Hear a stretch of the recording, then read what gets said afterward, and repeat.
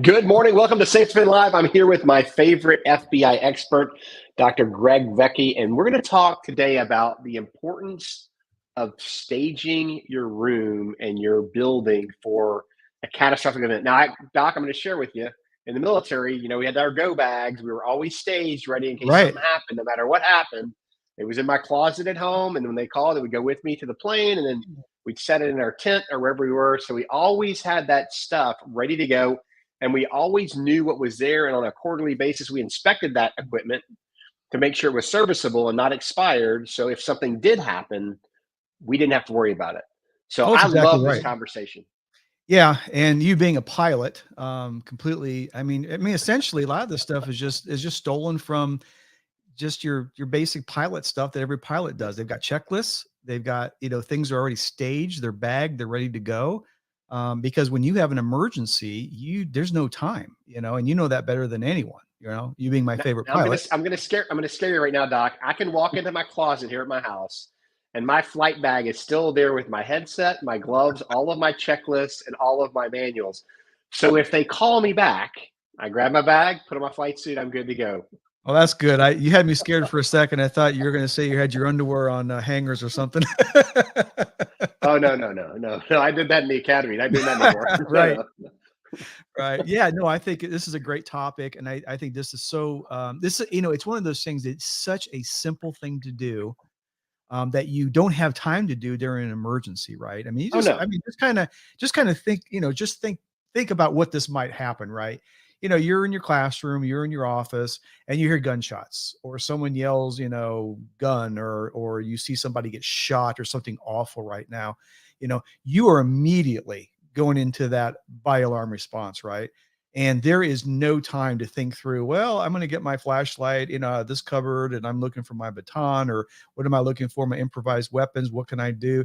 You've got to react. And really, the only way that this works, and this is just a proven fact, uh, just understanding human physiology, how we react when we're under threat and things like this, is it's basically pre-staging and checklists. Whenever you can pre-stage or checklist things, that is going to be your most efficient and effective way to survive, right? And be able to think on the run, because it's kind of like the safe defense system, right? Um, if you hear a gunshot, you put your finger on the reader, and that's it. And everything is taken care of for you in terms of notification. We talked about, I think, that at length last time when we were together. And so I just want to cover a couple things to keep in mind, when we're talking about pre-staging, right?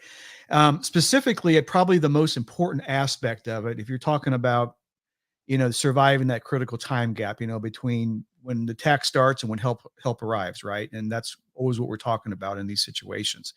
And then you've got essentially, three options that you can use as needed, right? You got to think through this. You can try to escape from the offender.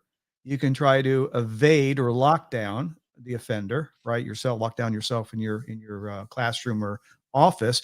And if, worst case happens, right? He tries to cross that threshold and get into your space, you might have to engage that person, right? And so, we talked at length about, the importance of notification, but the other thing that SafeDefend brings to the table that I absolutely love, besides the technology and the notification thing with all the information you get with the touch of a finger, the thing I really, really like is the idea that we're also preparing teachers, workers, employees, to protect themselves, right? And that protection, people think about it, well, I'll just use an improvised weapon, or I'll get a gun or whatever. But we have to really think through this when we're talking about pre-staging and we're talking about checklists. Okay. So what happens is that your best practice is always your first and foremost, your checklist. Based on your checklist, then you go ahead and then pre-stage based on what you need for the checklist. So, so for example, if we're talking about um, evade or hide or lockdown. Okay. We have a checklist and we provide this. It's available to anyone who asks. It's no secret. If you're going to evade, what you're going to do is you're going to barricade behind a door that can be locked, right? Having a door that locks is absolutely imperative, right? Well, what can you do to pre-stage that? Well, make sure you got a door that locks. Number one, make sure it works. Make sure you practice and make sure that it can't be opened easily from the outside. So, having the door and having it be able to lock is actually part of that pre-stage. Putting items in front of the door to prevent entry. Okay, so let's say the door doesn't lock, or you don't get it locked in time while the offender is trying to get in. You're going to have stuff to put in front of the door. Also, putting things in front of the door provides some element of cover potentially, right? And so what we're trying to do is put heavy things in front of the door, things that are easy to access, easy to move, and things like this. So what can you do to pre-stage that? Well, number one, you can have a bookshelf that you can slide. You could have a refrigerator. You could have, some other, heavy item or something to put between the door and the room. And so again, looking at this ahead of time, practicing it, having those objects available is part of the pre-stage. And it also ties into your checklist. Covering windows. If you have a window, maybe you already cover it if you can. Put the kids' artwork on it, right? Have a shade on it. Or if you have to have the window not covered, during regular, let's say, school hours or workday or whatever, have a quick release where you could put like a roll-up shade or something and have a little quick release so it just drops down, right? Again, staging, pre-staging that ties into the checklist. Next thing, move away from the door and out of view to the safer corner. So we talk about the safer corner, and I say safer because there's no such thing as being totally safe in these situations, but we have to kind of, pick the best options. And so to find that safer corner, number one, put yourself in the position or from the perspective of the offender. Turn the lights off in your room, in your classroom, your office. Turn the lights on in the hallway. Then you pretend or think about, if you were the offender, walk in and open that door and look where the shadows are and look where the light is. And the shadows are going to be your best place to hide or position yourself. And usually that safer corner is going to be the last corner that the offender is probably going to look at. So, he's coming in expecting to hurt people or kill people. He opens the door, and if the door opens kind of to this side of the room, if they open the door, well, certainly I don't want to be behind the door. That's not a good corner. And then the one corner that's in front of me here and the one over here is going to be my natural view as I walk in if I were the offender. So the safer corner in this example would probably be this one over here. That's when you line up. And the other thing you can do to pre-stage on this, put some tape down on the floor based on where the shadows are, based on where the light is. And then that way, if you're a teacher and you've got students, just pull your students, practice, get behind that tape, right? And so again, it's pre-stage. You don't have to try to figure it out. And you're already, tactically in the best position you can be. Okay. And then turning off the lights. Now we think, well, that's an easy thing. Well, there are some commercial buildings that have to have some sort of tool to turn the lights off and on. The janitor typically has those and things like this.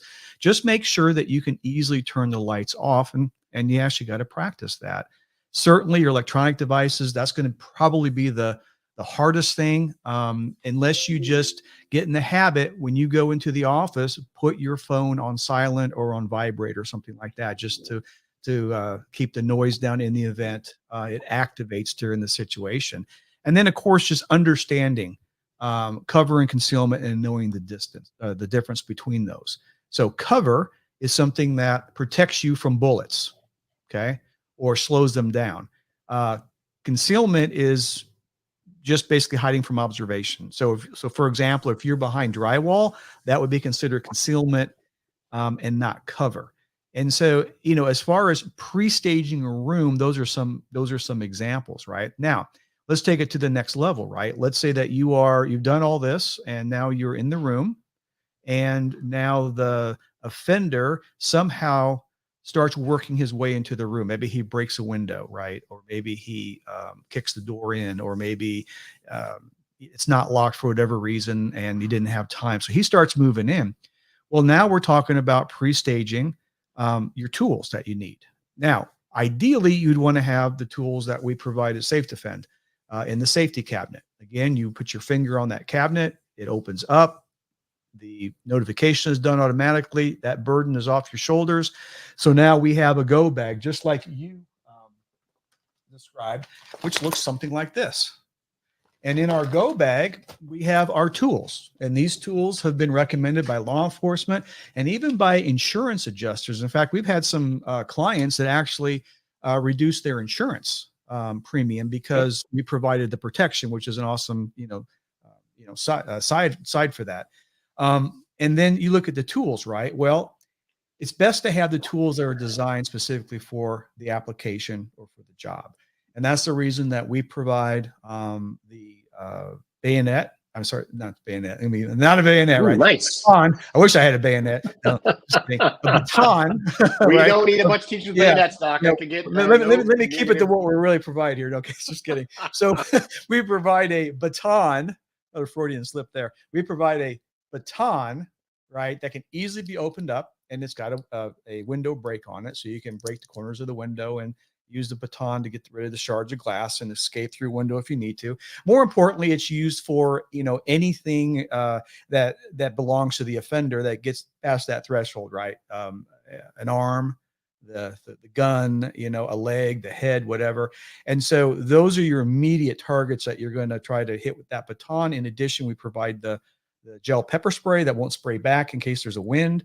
You can use that, and we give you all that training, including even a tactical light that has a very high intensity strobe light to cause a retinal burn or a distraction, right? Those are your best tools, right? And of course, you should, practice that. Everyone should have a job. Everybody should have a role, who's in there, who's an adult, right? So everyone is organized, because basically what we're doing is we're trying to plan essentially an ambush attack. And in this situation, the offender by no way is expecting a fight, let alone an ambush. So he's coming in with the gun. He's already experiencing crisis as well as the body alarm response. He's under the same, stress as you are. It's just that he is, initiating the violence, right? So what we try to do on the ambush is we initiate and take that away from him. And so, hiding on that safer corner area, lining on the wall, everybody having a plan, everybody having a job. So, someone might take the head, someone might take the hand, someone might take the arm, the leg, whatever. And then you fight unfair, and you go for and you keep fighting until it's over with. Now, if you don't have the best tools like what we provide at SafeDefend, you certainly can pre-stage and use improvised weapons. A coffee cup that is broken, a ceramic coffee cup that's broken, is an extremely effective cutting edged weapon, right? A fire extinguisher, other tools, anything you can pre-stage in there, that's legal and acceptable, right? I mean, there are certain rules you have to follow, but whatever you can put in there to give you the advantage, so you don't have to be looking for a weapon or looking for something that you can improvise. So we have to start looking at things a little bit different. If you look at a stapler, you have to look at it a little bit different. How could I use that as a weapon? So whatever you have there, notice, train with, and again, it's just like a conditioned reflex, and we practice that. The other thing is looking at other things that you don't typically think about, like emergency doors that have the alarms on them and things like this. We're all conditioned. Oh, no, don't go near that emergency door because you're going to set off the alarm and everyone's going to get upset. Use those doors, right? Use those doors if you have to escape.